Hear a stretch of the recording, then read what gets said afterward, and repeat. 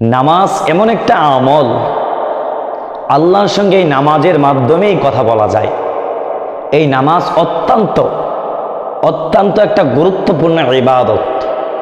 নবীজি বলেন, নামাজ হলো ইবাদতের মাথা, নামাজ হলো ইবাদতের মুকুট।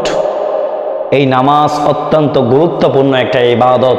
এই নামাজ পড়লে কি হয় আপনি কি জানেন? নবীজি বলে, যদি আপনার বাড়ির সামনে একটা পুকুর থাকে, ওই পুকুরের মধ্যে আপনি দৈনিক 5 বার গোসল করেন, আপনার শরীরে কি কোনো ময়লা থাকবে? যদি আপনি 5 বার গোসল করেন, আপনার শরীরে কোনো ময়লা থাকবে না। আপনার নবী, আমার নবী, নূর নবী, হায়াতুন নবী, জিন্দা নবী, রহমাতুল লিল আলামিন বলেন, ঠিক সেইভাবে আমার কোনো উম্মত যদি নিয়মিত প্রত্যেক দিন 5 ওয়াক্ত নামাজ তাকবীরে উলার সাথে আদায় করে, তার আমল নামার মধ্যে আমার আল্লাহ কোনো গুনাহ রাখবে না। সুবহানাল্লাহ। শুধু তাই নয়, নবীজি বলেন, নামাজ হলো ইবাদতের মাথা।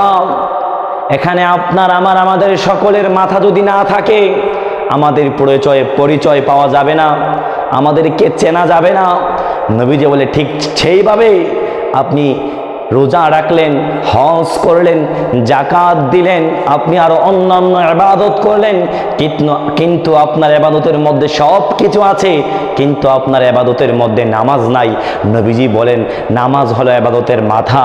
মাথা ছাড়া যেমন করে আপনাকে চেনা যায় না, আপনার ইবাদতের মধ্যে যত কিছু ইবাদত থাকুক না কেন, নামাজ না পড়লে ওই ইবাদতও আমার আল্লাহ কবুল করবেন না, কোনোদিনই করবেন না।